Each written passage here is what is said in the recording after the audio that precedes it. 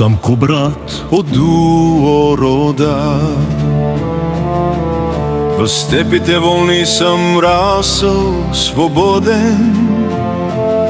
Край понта Епсински изгря съдбата ми млада.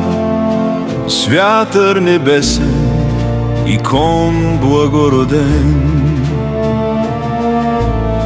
В Цариград учих държавна мъдрост. При Иракли чух ромейски закон. Но в гърдите ми биеше степната същност. Народ без окови, народ без поклон. В лето 632 разкъсах хазарския тежък ярем.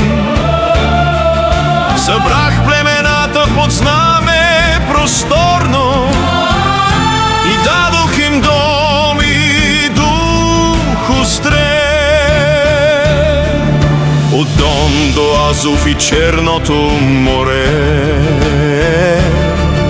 се вдигна велика България свята. В огън и чест се роди земята, държава от воля, от кръв и от клетва. Синове мои, Бат Баян първи котрак към Волга. Аз парух смел, Губерия отсек, където ви хвърли съдбата сурова с вихрен предел. Като сноп пръчки стойте в буря, не се разпадайте в страх и вина. Единството ражда народа и бъдеще на тази земя. Под звездите на степния вечерен купол коне препускаха в златен прах. Огньове светеха тихо и топло, а народа ми вярваше в моята власт. Не само с меч се държава издига, а с разум, с слово, с честен закон. И златният пръстен патрици ми стига със знак, че българинът има трон.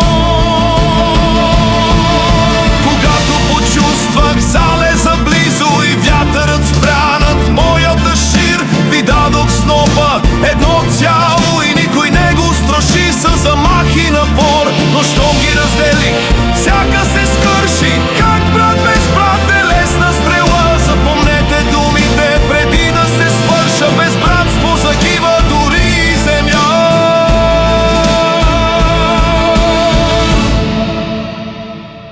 Ако Хазарин нахлуе от изток, ако ви пръсне жестока съдба, носете България в своята истина, в кръвта, в сърцата, в песента и честа.